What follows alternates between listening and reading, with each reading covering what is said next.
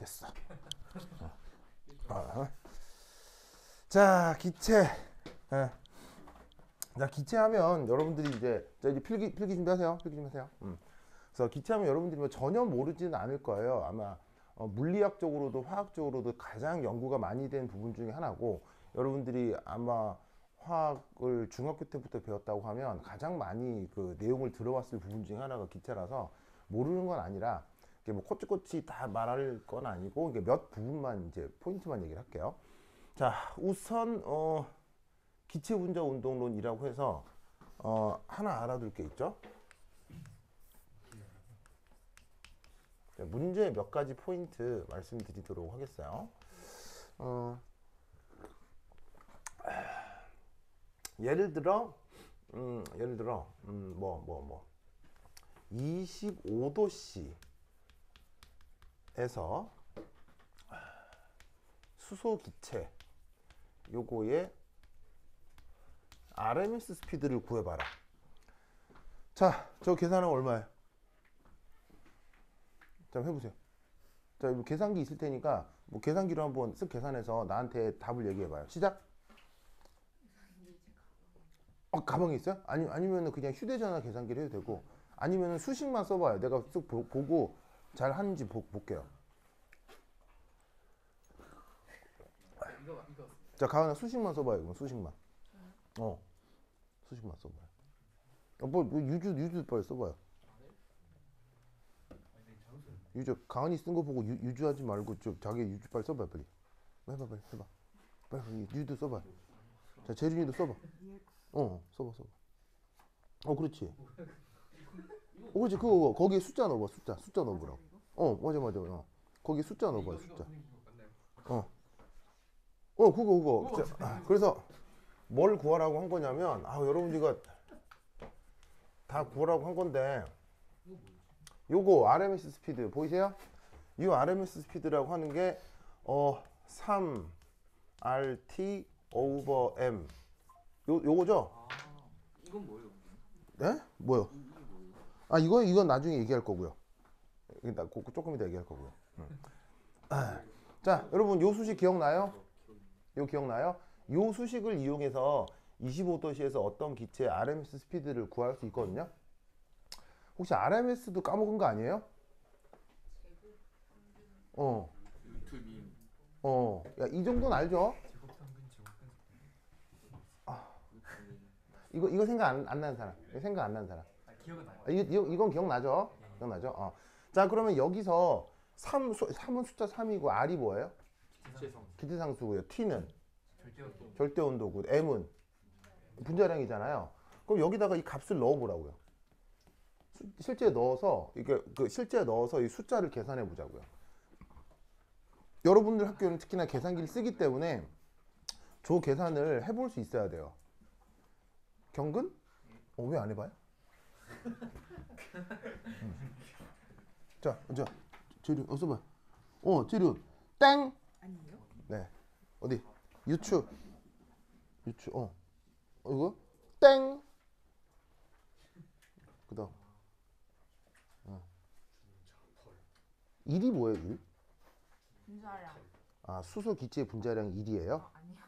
2예요? 땡. 땡. 저기도 땡. 자, 경연 봐봐요. 잘 안. 네, 수정했어요, 수정. 뭐야, 어디요? 땡. 봐봐요. 얼마 나와? 땡. 근데 단위가 이상하게 나오는데요? 어? 왜 줄퍼 그램으로 나오는 그런가요? 그래 보여. 땡.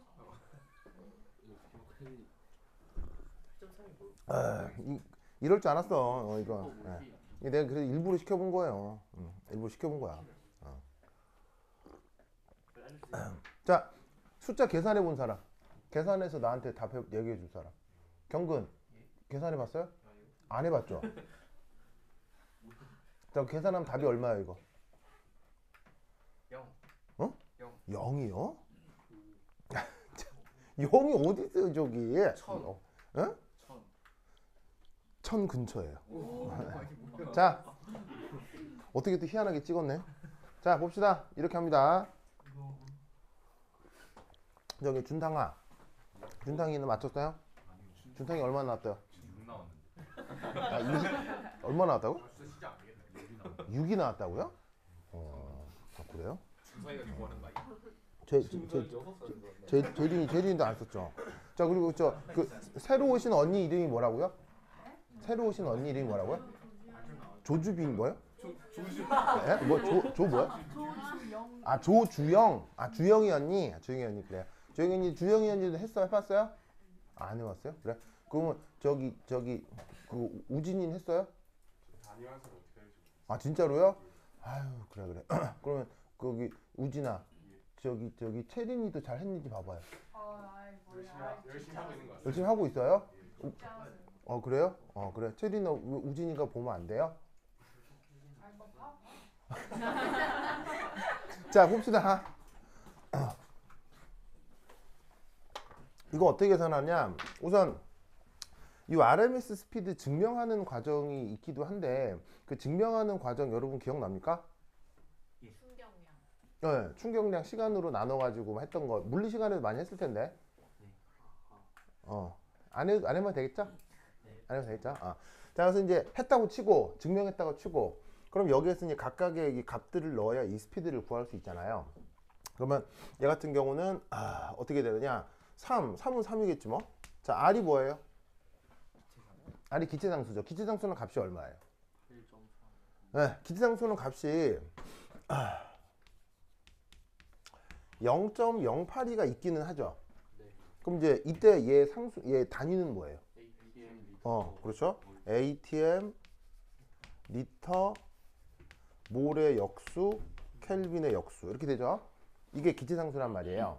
자 그런데 여러분 혹시 여기에 요 ATM이란 말 있죠? 보이세요? ATM? ATM의 정의가 어떻게 되죠?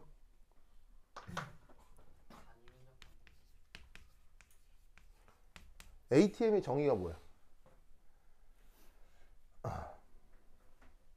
눈탕아? ATM의 정의?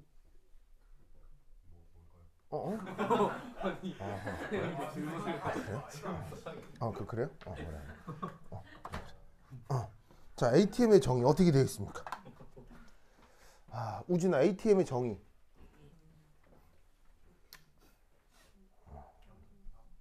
잘 모르겠습니다. 그래요? 경연 ATM의 정의. 저도 모르겠습니다. 아하. 이의 정의는 101325 뉴턴 퍼 미터 제곱이에요. 이렇게 정해져 있어요. 알겠죠? 이게 정의입니다. 정의. 자, 정의는 무슨 이유가 있는 거예요? 그냥 편하자고 정하는 거예요. 그냥 편하자고 정하는 거거든요. 그래서 우리가 1기압이라고 하는 건 수온기둥 76cm에 해당하는 압력으로 정의된 게 아니에요. 그게 아니고 101325 뉴턴 퍼 미터 제곱으로 정한 거예요. 무슨 말인지 알겠죠? 네. 아시겠죠? 1년을 365일로 정했잖아요. 12월 달까지 지나면 1년 지난 건 알죠? 진짜. 그러니까 정한 것처럼 1기압도 이렇게 정한 거예요. 알겠죠? 요게 자주 나오니까 이 정도는 외워둬요. 알겠죠? 그러면 이렇게 정하면 이것이 수은기둥 그 액체 수은기둥 76cm에 해당하는 그 압력이랑 유사한 값을 가져요. 무슨 말인지 알겠죠? 그래서 1기압을 이렇게 정했다. 자, 그 다음에 모라고 켈빈은 여전히 그 다음 리터. 리터의 정의는 뭐예요? 리터. 리터는 어떻게 바꿀 수 있어요? 미터 세제곱. 10의 마이너스 3승의 세제곱미터. 이렇게 바꿀 수 있죠? 이거 기억나죠? 여러분,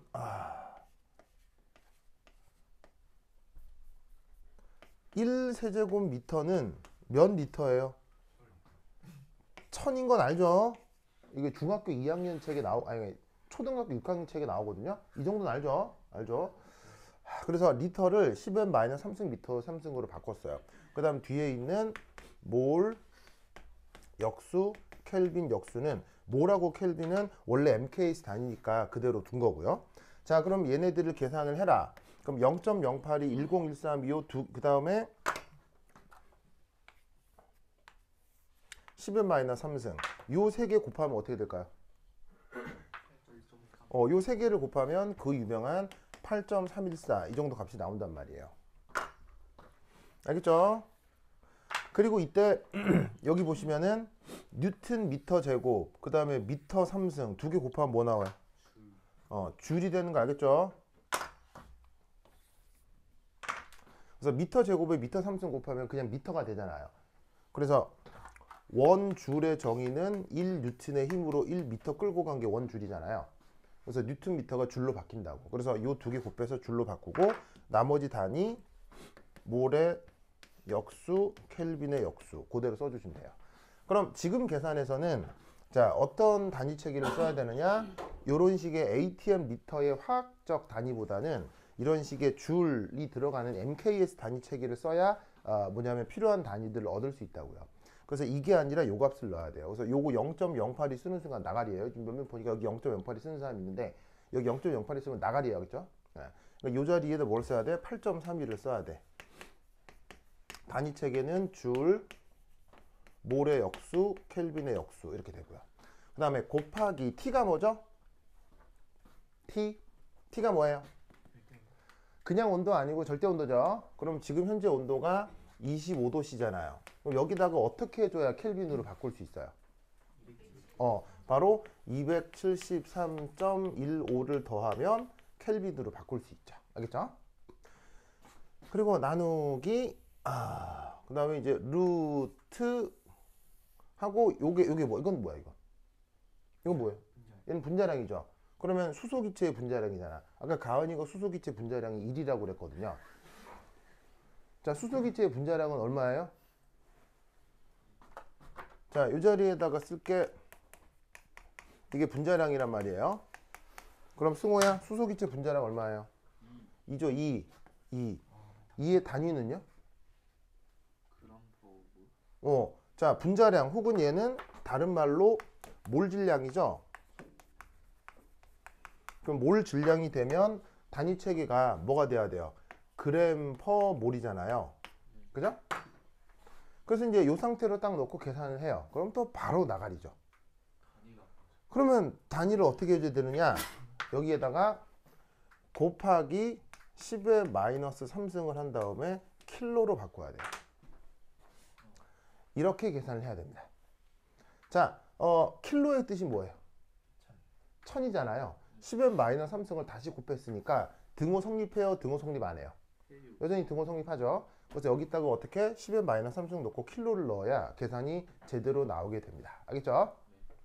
그러면 여기서 계산을 추가로 한번 해보면 3 곱하기 8.314 곱하기 자 여기에 두 개를 더하면 298.15 나누기 2 곱하기 10의 마이너스 3승의 루트 이만큼이 숫자거든요. 자, 그 다음 살펴볼 거는 단위예요. 단위를 좀 보면 단위가 어떻게 되냐면 우선 켈빈 약분이 되죠. 몰 약분이 되죠. 그럼 어떤 단위만 남냐면 줄하고 킬로그램만 남아요. 그죠? 줄하고 킬로그램.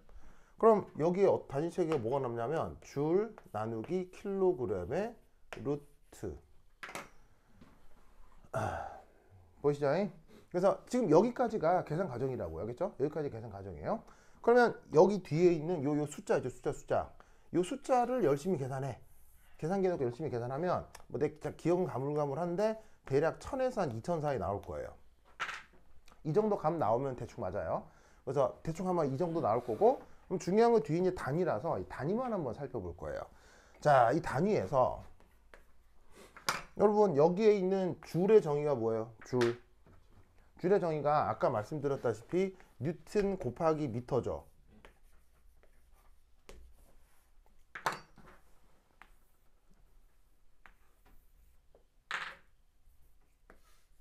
그래서 1뉴튼의 힘으로 1미터를 끌고 가면 그걸 우리가 원줄이라고 하잖아요. 그죠? 자, 그 다음 여기에 뉴튼의 정의는 어떻게 돼요? 자, 1뉴튼은 1kg의 물체에 1m/s 제곱의 가속도를 만들어내는 게 그게 뉴턴의 정의잖아요. 그죠?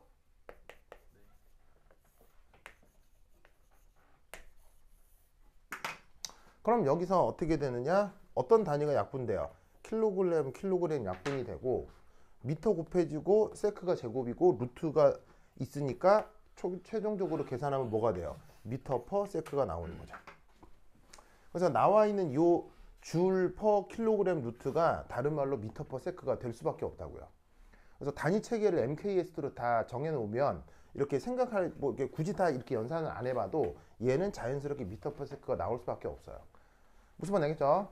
그러면 지금 뭘 구하라고 했어요? 어쨌거나 스피드, 빠르기를 구하라고 했잖아요. 빠르기를 구하라고 했으니까 단위가 미터 퍼 세크가 나와야 되겠죠? 무슨 말 알겠죠? 그렇죠? 이 논리를 꾹꾹 기억을 해주시기 바랍니다. 오케이, 됐다. 내가 이 문제를 왜 소개하냐면 여러분들 지금 이거 별것도 아닌데 시켜보니까 다 틀리죠? 별것도 아니잖아요.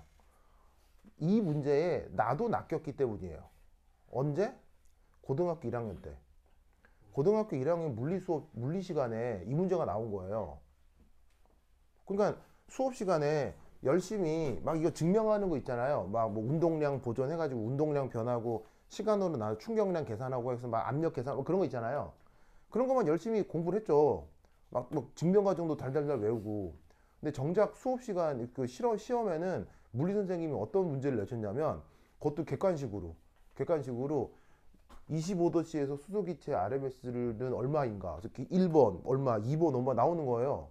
거기 답을 고르면 되는데 분명히 내가 외운 건 이거고 요 자리에다가 0.08이 넣고 여 자리에다가 2 넣고 계산 열심히 했던 거죠. 아무리 해도 답이 나오고 있어요, 안 나오고 있어요? 그 선생님 진짜 잔인한 게 일부러 객관식으로 낸 거라니까. 뭔 말인지 알겠어요? 만약에 주관식이었으면 어떻게 되겠어요? 주관식이면 내가 맞겠지 하고 쭉 논술하고 끝냈을 거 아니에요. 뭐냐면 이거 쓰고 막 이거 쓰고 막 해서 계산은 틀렸어도 이건 썼으니까 부분 점수는 맞을 수 있고 뭐 그랬을 거 아니야. 근데 그 선생님 일부러 객관식으로 낸 거라니까. 이 자리에 0.08이 넣고 여기 이거 없애면 이거 답 나오겠어요? 절대 안 나오겠어요. 절대 안 나오겠지. 그걸로 30분 지나갔어 나 진짜. 그리고 그 시험 내가 완전 망했어. 1학년 1학기 때 첫 번째 시험이었는데. 근데 그때 내 그 기억이 아직도 트라우마로 남아 있어서 여러분들한테도 한번 해보라고 한 거예요. 근데 재밌는 건 이거 있잖아요. 교사들이 아주 좋아하는 문제예요. 굉장히 좋아하는 문제예요. 이거 선생님들이 이런 문제 좋아하겠죠. 왜냐하면 내용적으로 어려워요, 안 어려워요? 내용적으로 안 어려운 내용이죠. 그리고 기본인 거죠. 그런데 그 기본에 대한 생각이 없으면 엄청 헤매고 틀릴 수 있는 문제라서 교사들이 연탈이 문제 되게 좋아해요. 알겠죠? 알겠죠? 요거 꾹꾹 기억해 두시기 바랍니다. 오케이, 됐다. 자, 됐죠? 자, 됐죠? 그래서 이제 RMS 스피드 관련해서는 요거 꼭 기억하시고요. 그 다음 소개할 문제가 하나가 더 있어요. 자, 지운다. 지울게요. 네. 지우나. 자, 지우자.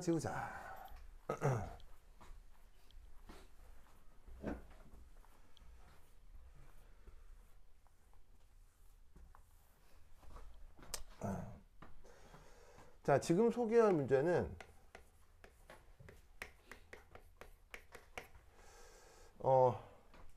서울대가 정시 때 이제 그 뭐냐면 심층 면접을 본 적이 있거든요. 요즘 심층은 그냥 수시 때만 보잖아요. 근데 한 십수년 전에는 정시 때도 다 면접 시험을 다 봤어요. 그때 나왔던 문제입니다. 자, 뭐냐면 이거예요. 요즘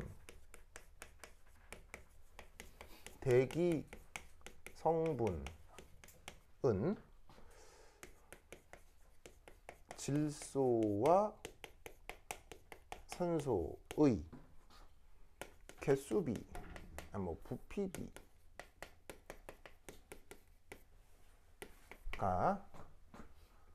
몇 대 몇이죠? 요즘 대기 성분은 질소와 산소의 부피비가 몇 대 몇이죠? 7대2, 4대2. 바로 4대 1이잖아요. 이 정도는 상식적으로 알아두셔야죠. 이거 뭐 지구과학 시간에 많이 나오잖아. 그래서 좀 약간 좀 자세한 비율은 질소가 78%, 산소가 한그 정도 22%이 정도 되거든요. 근데 대략 잡아서 그냥 80, 20에서 4대 1 정도로 본단 말이에요. 그래서 산소의 부비가 4대 1인데 2억 년 전에는 1대 1 정도였습니다. 그러니까 2억 년 전에는 무엇이 훨씬 잘 발생했겠어요? 2억 년 전에는 뭐 사실은 삐끗하면 이건 일어났겠죠. 뭐? 산업, 산화요? 저기 좋아요. 화산 폭발, 화산 폭발이요? 엄청 큰 곤충, 예, 곤충도 커지고요, 맞아요. 꿀. 예, 산불이죠, 산불. 그러니까 산소 비율이 엄청 높기 때문에 뭐 잠깐만 마찰이 일어나도 막 산불이 어마어마했을 거라고요, 알겠죠? 그래서 이제 여하튼 예전에는 이렇게 산소 비율이 높았대요. 그렇다면 지금과 과거의 소리 속도 비를 예측하세요.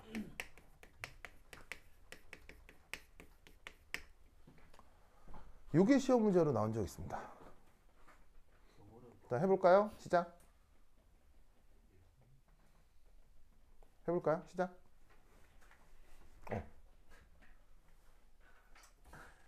해볼까요? 시작. 이게 서울대 입시 문제였거든요. 근데 풀고 나면 놀라울 정도로 막 크게 어렵지 않아요. 풀고 나면 이거야? 할 거예요. 근데 풀기 전에 약간 막막할 거거든요. 근데 푼 거 보면 이거구나. 다 아는 풀이에요. 약간 똘똘한 중학생들도 할 수 있어요. 진짜요? 네. 이 말은 계산이 심각하게 어렵지가 않다는 얘기죠. 어떤 직관이 필요하고. 자, 유주야, 얼마? 유주, 좋아요. 하고 있어요? 생각 중이라고요? 경근이 하고 있어요? 잘 모르겠습니다. 네.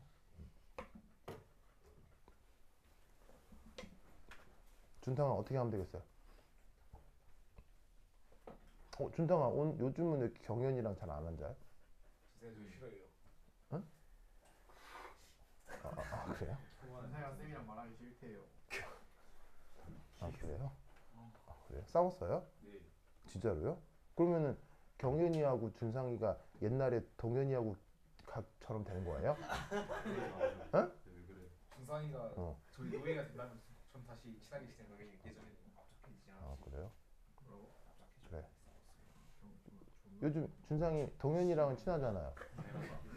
동현이가 베프라던데요? 당연하죠. 그래요. 준상 노예잖아, 씨발.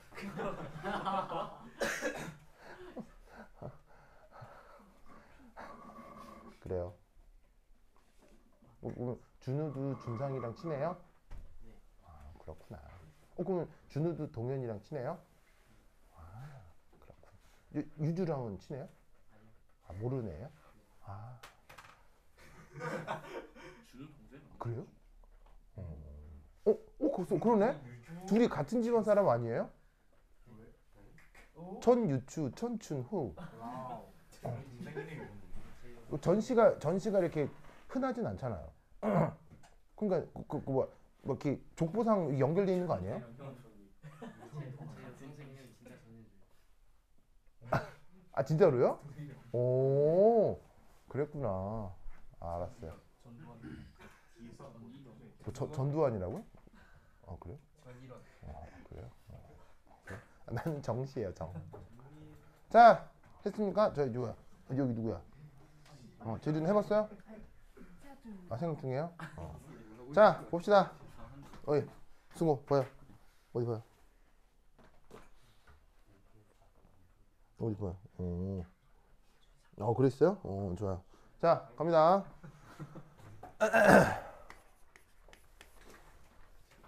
우선 여기서 직관적으로 생각해 봐야 될 것 중에 하나는 바로 이거예요. 소리의 속도, 정확하게 속력이겠죠? 뭐 소리라고 하는 게 막 특별한 방향성이 뭐 있고 뭐 그런 건 아니니까. 자, 소리 속력 이라고 하는 게 여기서 어떻게 된다? 짜잔. 매질 빠르기.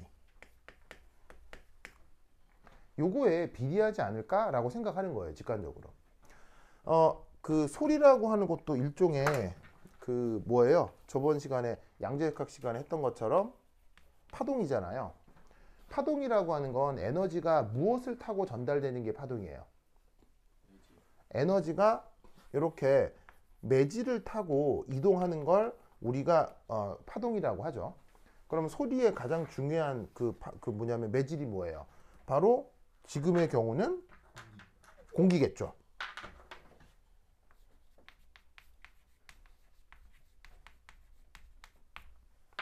그러면 이 매질의 빠르기가 다른 말로 이렇게 되겠네요. 지금 공기 분자의 평균 속력.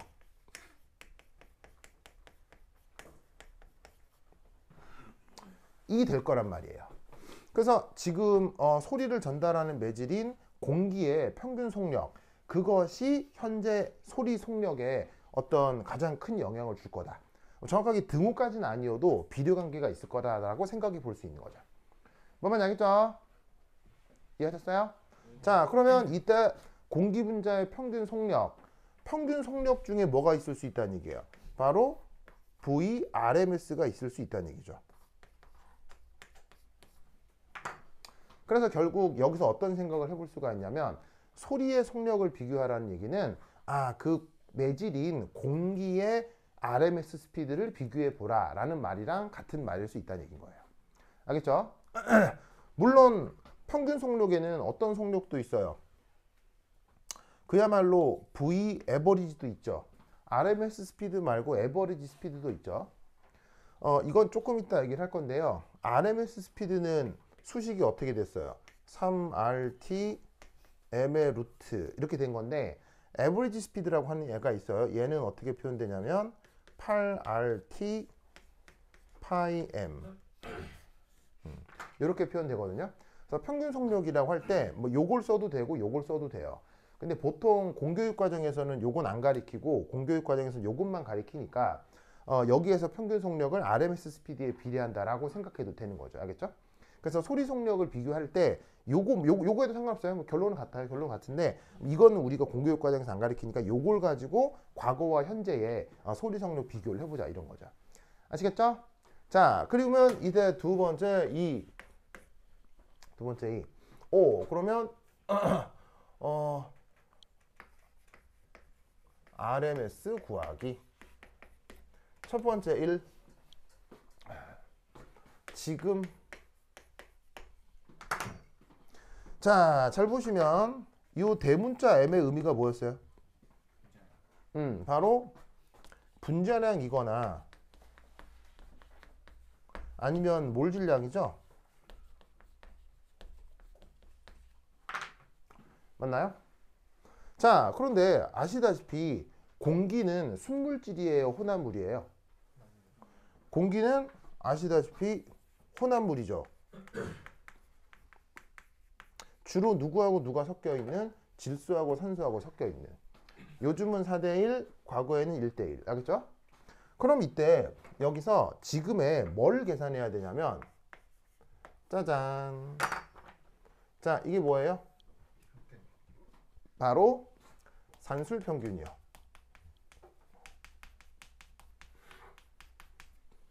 산술평균이라고 이렇게 딱 정해서 얘기하는 건 평균도 하나밖에 없어요. 평균도 다양해요.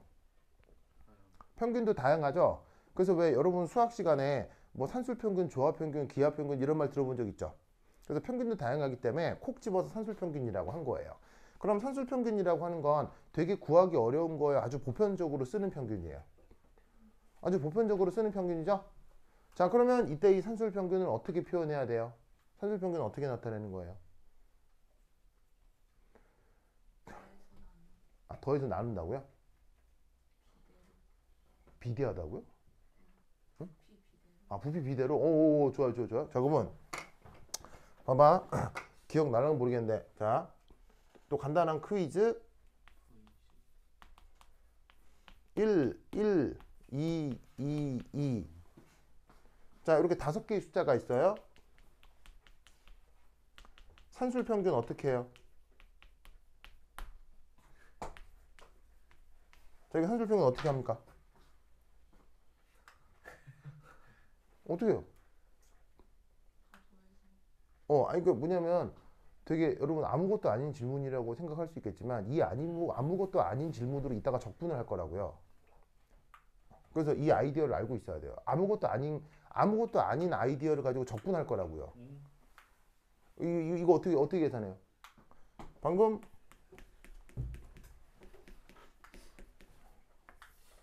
이렇게 하라고 했잖아요. 네. 그죠? 근데 얘를 뭐 맞지? 이렇게 하면 되지. 이렇게 하면 되는데 얘를 다르게 어떻게 바꿀 수 있냐면 이렇게 할 수 있죠? 맞아요, 아니에요? 맞잖아. 그럼 이때 여기서 이런 걸 통계에서 뭐라고 불러요? 통계학에서 이런 걸 뭐라고 불러요? 그렇지. 바로 variable이라고 하죠. 우리말 번역은 별량. 별량의 뜻이 뭐예요? 자연과학으로 옮겨오자면 이 별량은 어떤 물리량인 거예요. 그러니까 이렇게 112가 의미 없는 숫자의 나열일 수도 있어요. 수학에서 숫자 하나하나는 의미가 있어요, 없어요? 수학 시간에 언급하는 숫자 1, 2는 물리적 의미가 있어요, 없어요? 아무런 의미가 없는 허구의 숫자들이죠. 하지만 자연과학에서 언급하는 숫자들은 물리적인 의미가 있을 수 있단 말이에요. 예를 들면 누구의 뭐 질량을 측정한 걸 수도 있고 길이를 측정한 걸 수도 있고 뭐 횟수를 측정한 것일 수도 있고 무슨 말인지 알겠죠? 그래서 지금 112는 실험을 몇 번 한 거란 얘기예요. 실험 몇 번 한 거란 얘기예요. 실험을 혹은 측정을 5번 한 거란 얘기예요.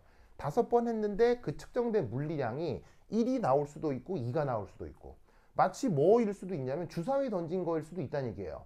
우연찮게 주사위 던졌는데 1 2번 나오고 2 3번 나온 거죠. 기가 막힌 확률이 이렇게 나온 거지 뭐.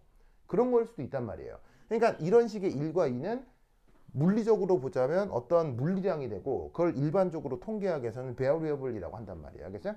그럼 이때 이 뒤에 붙어 있는 5분의 2하고 5분의 3은 뭐예요? 이거 뭐예요? 승우야, 이런 거 뭐라고? 자, 승우야, 이거 뒤에 붙은 게 뭐라고 그래요? 비율이요? 수학 선생님이 알면은 되게 실망하실 것 같은데요? 수학 시간에 이거 뭐라고 그래요? 이거 중학교 때부터 배워요, 이거. 이 말. 중학생 때부터 이 말 배워요. 뭐예요, 승원? 아니지, 중학생 때가 아니고 초등학생. 예? 초등학생이요? 네, 초등학생 때 이게 뭔지 단어를 배워요. 초등학생 때 나와요. 우리 가은이 초등학교 때 이거 하던데? 김선아한테 막 맞으면서 배우던데, 이거. 뭐지? 어? 분수요? 아, 그래요? 어서 봐. 주영이 언니요? 주영? 네. 주영이 언니, 이거 뭐라 그래요? 확률. 정답! 확률이요, 확률. 아, 진짜 이 사람들 진짜 어떡할 거야? 확률 뭐래? 아휴, 내 진짜 정말. 유지야, 확률이란 말 알았어요, 몰랐어요? 알았어요? 그래요. 그러니까 산술평균이라는 것은 어떻게 하라는 거냐면 별량에다가 그 별량이 나올 확률을 곱하는 거예요. 그런 다음에 쭈루룩 다 더하라는 얘기죠. 그러면 지금의 경우는 별량이 몇 개뿐이에요? 별량이 몇 개뿐이에요, 지금은? 별량이 2종류밖에 없잖아요. 근데 별량이 많을 수도 있죠. 그럼 별량이 많을 경우는 어떻게 하면 되겠어요? 합을 해주면 되죠. 어디서부터 어디까지? xi부터 pi까지. 어디서부터 어디까지? 1에서 n까지. 그래서 x가 뭐겠어요? 별량이 되는 거고 p가 뭐겠어요? probability 확률이 된다고요. 그래서 별량에다가 확률을 곱해가지고 쭈르륵 다 더해라. 그게 바로 산술평균. 알겠죠? 이게 아까 승우가 물어본 거예요. 승우가 아까 이상한 적분 시간에 나한테 물었잖아요. 그게 이거라고요. 알겠어요? 그러니까 이 아이디어를 알아야 나중에 적분도 한다고요. 그러니까 이 개념을 알아야 돼요. 알겠죠? 알아야 돼요. 산술 평균은 어떻게 표현한다? 별량에다가 확률을 곱하고 쭈루룩 더한다. 알겠죠? 자, 그러면 이때 지금은 혼합물이잖아요. 혼합물. 혼합물이면 누구하고 누가 혼합돼 있어요? 질소하고 산소하고 혼합돼 있잖아. 그럼 얘를 어떻게 해줘야 돼? 질소의 분자량에다가 질소의 확률, 산소의 분자량에다가 산소의 확률을 곱해서 쭈루룩 더하는 게 산술 평균적으로다가 분자량을 구하는 거죠. 무슨 말씀인지 아시겠어요? 알겠습니까? 그러면 이때 아까 산술 평균적 개념으로다가 이게 통계 용어로는 별량이 되는 거잖아요. 통계 개념으로는 별량이잖아요. 그 별량이 지금 하필 뭐가 된 거예요? 뭐를 별량으로 잡은 거예요? 바로 몰 질량을 별량으로 잡은 거예요. 그리고 뒤에 요거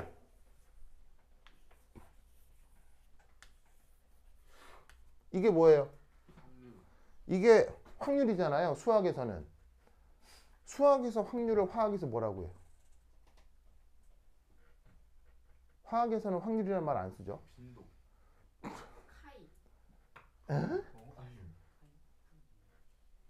수학에서 확률을 화학에서는 뭐라고 하냐고요?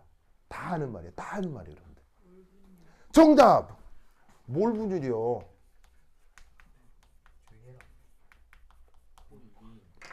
몰 분율이란 말 알죠? 알죠? 예를 들면은 어떤 주머니가 있는데 파란 공 3개, 빨간 공 2개, 빨간 공 뽑을 확률 얼마예요? 5분의 2 맞죠? 그런데 얘는 질소기체, 얘는 산소기체라고 해봐요. 여기서 산소기체가 존재할 확률 5분의 2 무슨 말인지 알겠어요? 몰 분율이랑 같은 말이지. 알겠죠? 그래서 화학에서는 산술 평균을 어떻게? 별량에다가 몰 분율, 별량에다가 몰 분율. 너무 기본적인 것이라 막 얘기하는데 막 힘이 빠지네요. 저기 누구야? 그 재료는 알겠죠? 네. 알겠죠? 진짜.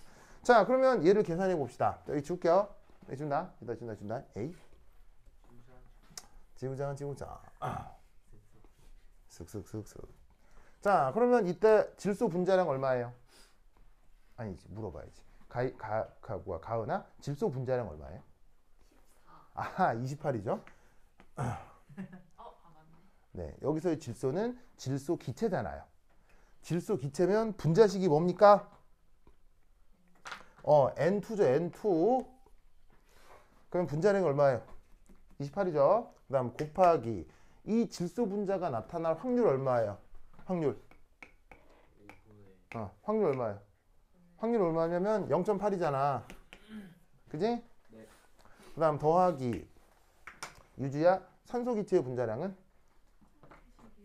O2니까 32겠지?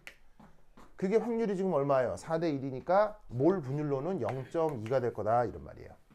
알겠죠? 자, 계산하세요. 시작. 자, 그걸 계산하세요.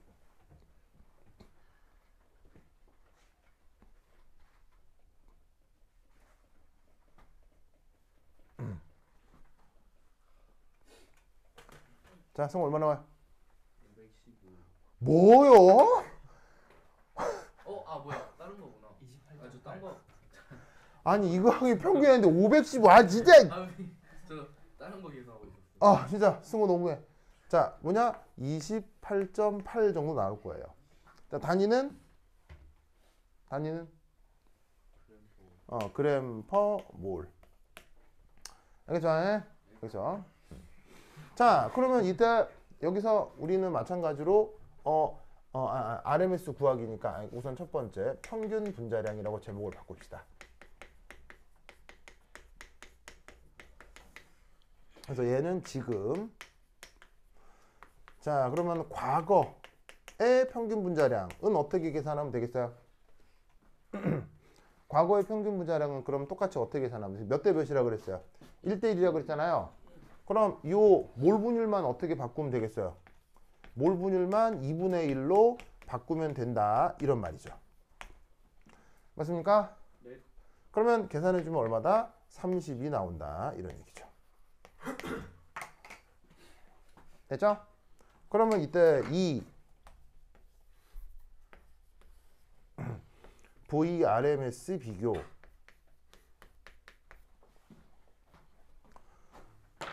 아니 뭐 소리 속도 비교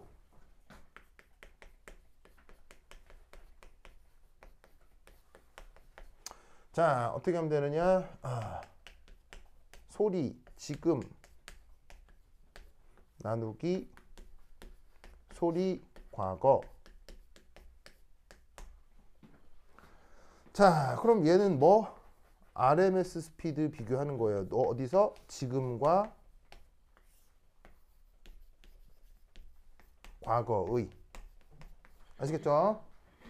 그러면 이때 얘 어떻게 표현하면 되는 거예요? 3RT 평균 분자량 지금 루트 나누기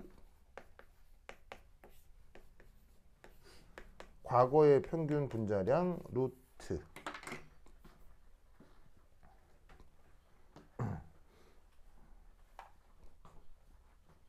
자 이때 지금과 과거의 온도는 어떻다고 보면 될까요? 지금과 과거의 온도는 같아요. 뭐 완벽하게 같다라기보다는 비슷하다라고 충분히 생각해 볼 수 있죠. 그렇죠? 왜? 왜? 지구 온난화가 많이 안 일어나서. 그러니까 2억 년 전하고 지금 지구하고 당연히 온도가 같지는 않겠죠. 지구의 평균 온도도 변해왔기 때문에. 하지만 심각하게 변하진 않았을 거라고 보여져요.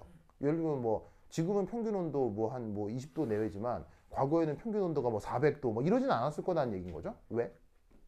그때 사랑이 됐어. 뭐는? 그때 사랑이 어. 코이기 분명 정답! 무슨 말이냐면 2억 년 전에도 생명이 있었어요, 없었어요? 코이기 2억 년 전에도 생명이 있었어요, 없었어요? 2억 년 전에 생명이 있었죠. 2억 년 전의 생명의 단백질 구조하고 요즘 생명의 단백질의 펩타이드 결합 구조가 같아요, 달라요? 같거든요. 같다고요. 여러분 왜 생명이 펩타이드 결합으로 이루어져 있어요? DNA가 자, 지구의 모든 생명은 펩타이드 결합으로 이루어져 있죠. 맞습니다. 자, 다시 한번. 지구의 모든 생명은 뭐가 붙대? 지구의 모든 생명은 이게 뭐 사람까지 이게 큰 것부터 조그만 곤충까지 지구의 모든 생명은 이게 뭐가 있어요? 뭐가 이렇게 뭐가 있냐고 이렇게 몸에 고기가 있잖아. 고기. 이거 고기라고 하잖아. 재료나 고기 좋아해요? 네. 자, 먹어봐. 앙. 자, 어쨌건 고기. 고기 먹어. 고기 좋아하잖아. 고기. 자, 그러면 이 고기를 구성하는 걸 뭐라고 해? 우리가 단백질이라고 하지. 네. 그럼 단백질을 구성하는 가장 기본적인 결합이 뭐예요? 바로 고기를 구성하는 가장 기본적인 결합이 바로 펩타이드 결합이라고. 이 생물 시간에 배웠을 거 아니에요? 어? 그러면 펩타이드 결합 어떻게 돼? 펩타이드 결합이 어떻게 되냐면 탄소,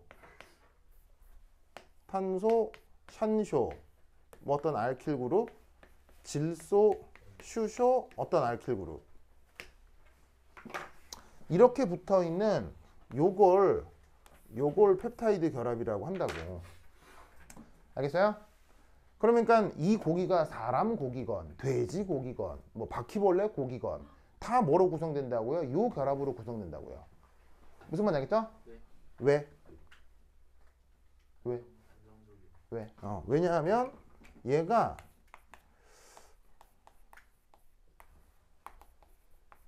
이게 굉장히 강하거든. 굉장히 결합력이 강해요. 왜 강하냐면 어떻게 설명하냐면 여기 이제 공명 구조로 설명을 해요. 저번 시험 범위가 6이었잖아요. 뭐 6이 시험 때 뭐 이런 게 나오기도 하지만 어떻게 얘가 이 공명 이 뭐냐면 강한 그 결합 구조를 갖는다라고 설명을 하냐면 요 질소의 비공유전자 있죠. 보이죠? 그 다음에 아니 파란색을 줄까? 그리고 여기는 산소의 비공유전자 있죠. 그럼 탄소, 산소 이중결합 있죠. 여기서 어떤 공명 구조가 나타나냐면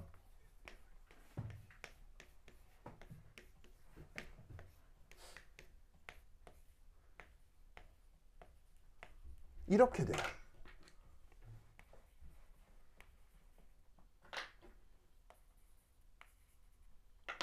그래서 질소가 약간 플러스 성격이 나타나고 산소가 형식 전하가 마이너스 꼴이 나타납니다. 그래서 질소의 이 비공유전자 있죠.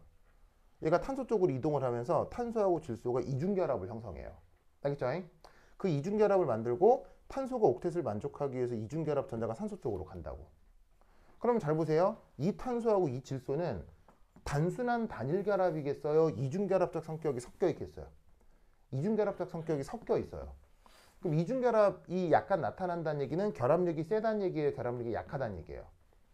결합력이 꽤 세다는 얘기예요. 무슨 말인지 알겠죠? 알겠어요? 그래서 왜 지구에 존재하는 생명체는 사람부터 해서 진짜 아주 그냥 이렇게 단세포 생물들까지 왜 기본적인 구조가 단백질이고 펩타이드냐? 그 펩타이드라고 하는 결합력이 상당히 강하기 때문이죠. 아시겠어요? 그러면 왜 지구 생명체들은 이렇게 강한 화학 결합이 필요할까요? 살아남기. 무엇에 살아남기 위해서? 열? 열도 좋아요. 열도 좋은데 사실은 열적인 어떤 공격에 의해서도 살아남기 위해서고요. 두 번째는 뭐냐면 얘는 자연 방사능이요. 요거를 이기기 위해서예요. 여러분 방사능이란 말 들어본 적 있어요? 방사선 중에 알파선, 베타선, 감마선 이런 말 들어본 적 있어요? 요즘 방사능 어디서 많이 막 나와요? 요즘 방사능 어디서 많이 나와요? 바로 후쿠시마 오염수에서 줄줄줄 새나오잖아요. 그렇게 허락한 사람이 누구예요? 이재명, 윤석열. 네, 바로 우리나라 현 정부죠. 네, 우리나라 현 정부가 일본의 오염수 방류를 허락했죠. 그렇죠. 네. 그래서 일본에 그래서 왜 계엄 비상계엄 있었잖아요. 계엄하고 막 난리 국방부 쳤잖아요. 그래갖고 난리 국방부 쳐가지고 그 국회의장이 계엄 관련해서 막 뭐냐면은 브리핑도 하고 그 다음에 담화문 발표도 하고 막 했거든요. 그거 아세요? 그러면 사실은 대한민국의 이런 내란과 계엄은 다른 나라에게도 중요해요, 안 중요해요? 다른 나라에게 매우 중요해요. 왜? 여러분들은 대한민국을 어떻게 생각하는지 모르겠는데 대한민국에서 사달라면 다른 나라들 어떻게 되게요? 대한민국에서 무슨 사달라면 다른 나라 어떻게 되게요? 올 스탑해요. 예, 깜짝 놀라죠. 깜짝 놀라죠. 그럼 왜 깜짝 놀라냐고요? 한국에서 그냥 쿠데타 좀 일어난 건데 왜 다른 나라가 긴장하냐고요? 바로 한국에 무슨 변고가 일어나면 다른 나라의 경제가 안 돌아가기 때문이에요. 네, 정말이에요. 네, 정말이에요. 여러분 우리나라가 아무것도 아닌 나라예요. 굉장히 강력한 나라예요. 굉장히 강력한 나라여서 우리나라로부터 뭐냐면 수출하는 산업의 핵심 부품들이 엄청 많거든요. 여러분 우리나라가 반도체하고 배터리하고 이런 것만 수출 잘하는 줄 알죠? 여러분 진짜 우리나라의 기술력은 어마어마한데 여러분 일반 사람들이 잘 모르는 것 중에서 대한민국 수출 품목 1위 중에 뭐가 있는 줄 아세요? 대한민국 수출 품목 1위 중에 플라스틱 있어요. 플라스틱. 에? 웬 플라스틱?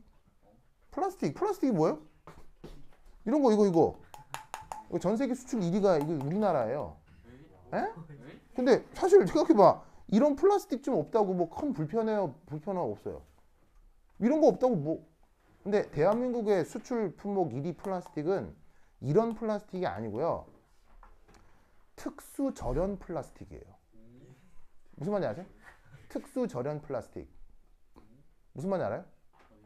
여러분 혹시 양자 효과란 말 들어본 적 있어요? 뭘 알아요. 아유, 근데 진짜. 자, 봐요. 봐봐. 이렇게 이제 도선이 있어, 도선. 도선 보이세요, 도선? 도선이에요, 도선 있어요. 도선. 그러면 이렇게 전류가 흐르잖아요. 이렇게 전류가 흐르잖아요. 맞아요? 그러면 양자역학 갈 것도 없어. 고전역학적으로도 도선에 이렇게 전류가 흐르면 뭐가 생겨요? 자기장이 생기죠. 자기장이 생기죠. 그럼 이 두 선이 충분히 가까워. 그럼 물리 시간에 배웠잖아. 전류가 같으면 자기장이 보강관습, 항생관습 돼가지고 이 둘 사이에 뭐가 벌어지지? 인력이 나타나잖아. 전자기 유도로. 기억나요? 기억나? 그러면 그냥 눈에 보일 정도로 큰 도선이고 눈에 보일 정도로 큰 도선이면 그냥 여기서 뭐 흐르는 전류, 여기서 흐르는 전류. 그리고 사실 이렇게 유도된 유도자기장은 크기가 큰 편이에요, 작은 편이에요? 유도자기장은 크기가 되게 작거든요. 작기 때문에 여기 전선에서 흐르는 전류에 의한 자기력이 뭐 그렇게 심각하게 대단한 건 아니에요. 그런데 이 둘 사이 거리를 가깝게 만든 거예요. 가깝게. 어느 정도 가깝게? 10의 마이너스 6승미터를 넘어서 10의 마이너스 9승미터. 여기에 지금 인류가 도달하려고 하죠. 이게 바로 양자 컴퓨터예요. 무슨 말이냐면 양자 컴퓨터란 말 들어본 적 있어요? 양자 컴퓨터가 특별한 게 아니고요. 도선을 조금 더 작게 만들어서 도선하고 도선까지 거리를 더 가깝게 붙이는 거예요. 그러면 어떻게 되겠어요? 반도체 안에 심어 놓을 수 있는 회로가 더 많아지겠죠. 그럼 회로가 더 많아지니까 한 반도체가 할 수 있는 일이 많겠죠. 그거에 계속 접근해 가려고 하는 거예요. 그래서 과거 반도체는 반도체 안에 들어있는 도선과 도선 사이가 10의 마이너스 6승미터 정도 거리였다면 이걸 조금 더 가깝게 붙이는 거예요. 그러면 예전 반도체가 이만했던 게 그 반도체가 점점 작아질 거 아니에요. 그래서 여러분들이 들고 있는 휴대전화 있잖아요. 여러분들이 들고 있는 휴대전화 안에 들어있는 CPU 있죠. 그게 1960년대 미국 나사가 아폴로 프로젝트 때 썼던 컴퓨터 애니악보다 더 좋은 CPU인 거 아세요? 어? 즉 여러분들이 가지고 있는 휴대전화로 아폴로 프로젝트를 성공시킬 수 있다고요. 정말이에요. 무슨 말인지 알겠어요? 진짜예요. 그러면 여러분 옛날 과거 사진 보면 애니악 사진 본 적 있죠? 애니악 컴퓨터 얼마만 해요? 애니악 컴퓨터 한 거물만 하잖아요. 그만한 게 지금 여러분 휴대전화 사이즈보다 더 작아진 거라고요. 인간의 기술력 아시겠어요? 그럼 잘 봐봐. 여기 흐르던 전류의 유도자기장이 이제 서로 상호간섭하는 거죠. 그럼 이 상호간섭이 사실 공학자들 입장에서는 좋은 거겠어요? 매우 불편한 거겠어요? 매우 불편하죠. 왜냐하면 이쪽으로 내가 어떤 전기 신호를 줘야 되는데 이놈 전기 신호하고 간섭이 돼가지고 얘가 영향을 받아. 즉 나는 여기서 111 정보를 줬는데 간섭이 돼가지고 여기 110으로 바뀐 거야. 이러면 되겠어, 안 되겠어? 안 되겠지. 안 되겠지. 그러면 어떻게 되겠어? 이 둘 사이 어떻게 줘야 되겠어? 간섭 못하게 해야 되겠지. 간섭 못하게 해야 되겠지. 그래서 이 사이에다가 부도체를 까는 거예요. 이 부도체 수출 1위가 대한민국이에요. 뭐 말인지 알겠어요? 그러니까 우리나라가 만든 플라스틱 이런 걸 만드는 게 아니고요. 회로 안에 들어있는 이런 절연 물질 있죠. 혹은 배터리와 배터리 사이에 또 뭐가 필요하냐면 염다리 같은 게 필요하는데 그 염다리가 요즘 이런 절연 플라스틱으로 만든단 말이에요. 이런 거 생산 수출 1위가 대한민국이에요. 그러면 대한민국이 만약에 전쟁 같은 게 나서 올스탑해요. 그러면 다른 나라 경제에 영향을 받겠어요? 안 받겠어요? 심각한 영향을 받거든요. 그러니까 우리나라에서 내전 벌어지니까 전 세계 주가가 요동치는 거예요. 무슨 뜻인지 알겠어요? 대한민국은 만만한 나라가 아니에요. 그래서 내전 관련해서 내란 관련해서 그래서 국회의장이 이게 막 그 해외 기자들 불러놓고 이게 뭐 문제 없습니다 막 얘기할 때 다른 나라 외신 기자들도 왔을 거 아니에요. 뭐 독일, 영국, 프랑스 기자들이 와서 막 뭐 우리나라 뭐 이게 내전 내란 관련해서 쿠데타 관련해서 뭐 어떻게 됩니까? 해서 국회의장이 막 이렇게 설명하고 했단 말이에요. 그때 다 어떤 질문 하겠어요? 다른 나라 외신 기자들이 다 어떤 얘기 하냐면 한국의 내전 상황과 한국의 쿠데타 상황이 언제 진압됩니까? 그 다음에 이 내란 수괴는 언제 체포됩니까? 이런 거 지금 기자들이 물을 거 아니에요. 자, 상식적으로 그걸 묻는 게 당연해요, 이상해요? 당연하죠. 그런 걸 물어야 될 거 아니에요. 그게 좀 급하니까. 근데 일본의 산케이 신문이라고 있거든요. 일본의 극우 신문사예요. 그 산케이 신문에서 온 기자가 이 내란 상황에 국회의장이 그 뭐냐면 리포트를 하는데 국회의장한테 무슨 질문한 줄 아세요? 무슨 말인지 아세요? 제가 일본 새끼들은 진짜 와, 진짜 하는 짓거리마다 진짜 진짜 정말 제 애들은 잘 알아요. 일본 애들이 잘 알아. 애들이 큰 거를 못 보고 진짜 잘 알아요. 그 진짜 진짜 그 산케이 신문 기자 뭐 부른 줄 아세요? 난데없이 그 내란 쿠데타 상황에서 갑자기 그 일본의 그 핵 오염수 방출에 대해서 국회의장은 어떤 생각을 하십니까? 이 질문한 거예요. 여러분 지금 그게 지금 그 상황에 맞는 질문이에요? 안 맞는 질문이에요? 근데 무슨 말인지 알겠어요? 이 영상 찾으면 내가 그 인터뷰 봤어. 내가 봤다고. 그걸 질문하더라고. 그래갖고 이제 우원식 국회의장이 뭐라 답을 하던데 여러분 왜 일본 새끼들은 그따위 거 대답하고 그따위 거 질문하고 있을까요?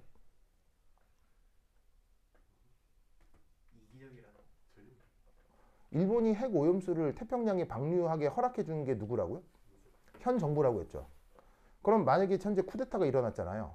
쿠데타가 일어나서 내란 수계로 정말 확정이 돼가지고 대통령이 바뀌어서 정권이 바뀌면 바뀐 정권에서는 일본의 핵 오염수 방류를 허용하겠어요? 다시 안 되게 하겠어요?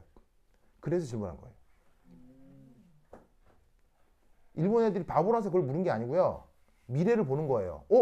이거 여기서 정권 바뀌면 우리 핵 오염수 막 버리던 거 못 버리겠네? 하면서 그런 질문을 하는 거예요. 무슨 말인지 알겠죠?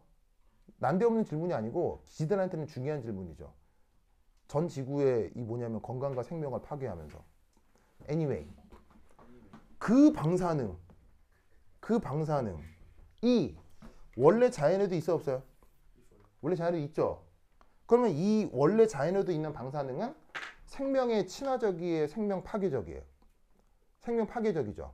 즉 꼭 핵 오염수나 핵발전소나 핵폭탄이 아니더라도 원래 지구에는 이런 데서 방사능이 나와요. 자연 방사능 제일 많이 나오는 데가 어디예요? 자연 방사능 제일 많이 나오는데 원래 지구에서 자연 방사능 제일 많이 나오는 거예요. 산이에요, 산. 왜? 산에 뭐가 많으니까요? 돌. 여러분 돌에서 방사능 나오는 거 아세요? 왜냐면 돌은 밀도가 커요, 밀도가 작아요? 돌은 밀도가 크죠. 밀도가 큰 물질은 무조건 방사능을 내놓게 되어 있어요. 무슨 말인지 알겠어요? 그래서 산에는 방사능이 많이 나옵니다. 하지만 산에서 나온 방사능은 생명의 건강에 크게 위협을 줍니까? 안 줍니까? 안 줍니다. 왜 안 주죠? 바람이 불어서요. 돌에서 방사능이 나오거든요. 돌에서 방사능이 나오지만 야외라고 하는 건 항상 바람이 불잖아요. 바람이 불기 때문에 돌에서 나온 방사능이 바람으로 쓸려가지고는 그냥 싹 퍼져나가요. 그냥. 그래서 그런 정도의 방사능을 지구에 있는 생명체들은 견딜 수 있어야 되겠어요? 견딜 수 없어야 되겠어요? 견딜 수 있어야 되겠죠. 그래서 고등생명부터 단세포 생물들까지 지구에 존재하는 모든 생명의 단백질 구조가 뭐가 된다고요? 펩타이드 구조가 되는 거예요. 얘가 이중결합적 성격이 있기 때문에 웬만한 방사성은 때려도 이 구조를 변화시킬 수가 없어요. 뭔 말인지 알겠어요? 그러면 화석 연구 등을 통해서 2억 년 전 생명들에도 단백질 구조가 있다는 게 밝혀졌겠죠. 그러면 옛날에도 단백질이고 지금도 단백질이면 그 단백질로 견딜 수 있는 지구 환경 구조였다는 거 아니겠어요? 그러니까 온도가 어떻게? 비슷했을 거야. 알겠죠? 아시겠습니까? 그래서 과거하고 현재는 온도가 비슷하다라고 가정해 볼 수 있다는 얘기예요. 아시겠죠? 뭐가 남아있는 한? 생물 화석이 남아있는 한. 아시겠죠?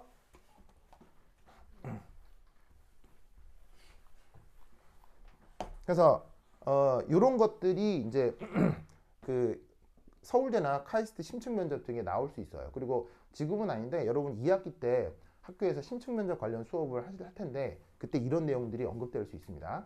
자, anyway, 그럼 뭐만 남느냐? 그럼 어떻게 되겠어요? 루트 지금의 기체분자 평균 분자량, 과거의 기체분자 평균 분자량의 비로 표현이 되겠죠? 맞습니까? 그럼 넣어주면 값이 어떻게 되겠어요? 얘는 30 나누기 28.8의 루트. 어쨌거나 1보다 크죠? 1보다 크죠? 소리 속력이 어디가 더 빠르고 어디가 더 느리다는 얘기예요. 과거 공룡이 들었던 소리의 속도는 지금보다 속력이 느렸을 거다는 얘기죠. 무슨 말 알겠죠? 그거를 이렇게 분석해 보라는 문제가 있습니다. 그래서 겸사겸사 내가 막 중간중간 써줬던 내용 있지? 그거 다 필기해 놓으라고. 알겠죠? 나중에 교수들이 이런 거 묻는다고.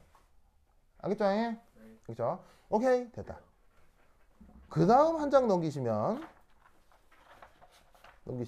14페이지 14페이지 볼까요? 유치야 14페이지 볼까요? 어? 저 속력을 구한다는 응. 속력을 평균이라는 아 소리 그러니까 뭐 예를 들면 속력을 각각을 구해서 그 뭐냐면은 평균이 되면 어떻게 되느냐 뭐 이렇게 뭐 얘기를 할 수는 있는데 뭐 크게 이렇게 예를 들면 이게 바뀌진 않을 거예요. 내가 봤을 때는 방금 이제 승호는 뭐라고 했냐면 산소 속력 따로 구하고 질소 속력 따로 구해서 따로 구해서 속력을 평균한 걸로 소리 속도를 대신하자 라고 얘기를 했거든요. 그래서 이렇게 B를 구하면 사실 심각하게 다르진 않을 거예요. 비슷할 텐데 그렇게 해도 큰 문제는 없어 보입니다만 그것보다는 이게 조금 더 적절해 보이는 건 그리고 이 풀이는 그 내가 한 풀이가 아니고요. 서울대 교수들의 공식 풀이에요. 이 문제의 해설지가 붙어 있거든요. 이 문제의 이제 해답지를 난 다 가지고 있는데 서울대 교수들이 이렇게 풀었어요. 그럼 이제 그 사람들이 이렇게 푼 것을 좀 보면 이거죠. 소리라고 하는 게 소리가 이렇게 전달이 됐을 때 우리 입장에서의 이 매질을 우리가 이 매질을 산소 부분은 따로 질소 부분 따로를 우리가 물리적으로 느끼지는 못할 거란 얘기인 거죠. 우리가 느끼는 이 소리 매질이라고 하는 이 공기는 산소와 질소가 섞여 있는 상태의 혼합물인 어떤 상태로 우리가 이 매질 하나를 느낄 거란 말이에요. 그러니까 매질이라고 하는 건 한 종류고 그 매질의 성격을 이렇게 규정하자는 거예요. 그럼 정해져 있는 매질에 대한 그때의 평균적인 속력이라는 접근으로 이런 계산을 했을 거예요. 근데 이제 승호는 이렇게 생각을 하는 거겠죠. 소리가 전달이 되는데 산소를 타고 가는 속력, 질소를 타고 가는 속력. 무슨 말인지 알겠어요? 그게 내 귀에 평균적으로 들릴 거다. 틀린 건 아닌데 이게 소리가 전달이 될 때 그럼 이제 이런 가정해야 되죠. 내가 승호한테 소리를 전달하는데 분명히 매질들이 이렇게 정렬이 돼야 돼. 산소. 그러면 그들 사이에 이게 뭐냐면 진동을 통해서 압축 팽창을 통해서 이렇게 산소 라인을 따라서만 소리가 가야 되고 질소 분자들이 정렬을 한 상태에서 얘들이 압축 팽창을 해서 자기 귀로 소리가 들어가야 된다고요. 근데 그 확률이 내가 볼 때는 없을 것 같은데. 그러니까 뭐냐면 산소와 산소 분자끼리의 진동 압축만을 골라내는 건 거의 불가능하다고 봐요. 매질은 거의 완벽하게 균일하게 거의 섞여 있는 거니까 질소 산소가 평균적으로 섞여 있는 상태에서 압축 진동이 이루어지겠죠. 그러니까 그렇게 하는 것보다는 이게 더 낫지 않나 싶어요. 그래서 이 공식 풀이에도 이렇게 돼 있겠죠. 됐죠? 네, 그래서 이제 이렇게 접근하는 게 좋겠습니다. 자, 그 다음 14페이지에 보시면 14페이지 보시면 3.2에 분자 속력 분포라고 있죠. 14페이지 3.2에 분자 속력 분포 찾았어요? 이게 1, 2학년 때 기체 다룰 때는 잘 안 다루는데 그 옥스토비 책에는 이 부분이 좀 자세히 설명이 돼요. 그래서 얘가 그 유명한 맥스웰 볼츠만 스피드 디스트리뷰션 영어로 쓴 거 보이세요? 맥스웰 볼츠만 스피드 디스트리뷰션 찾았죠? 줄여서 MB 분포. 이 MB 분포부터 한 10분 쉬었다 하도록 하겠습니다. 환실 갔다 오세요.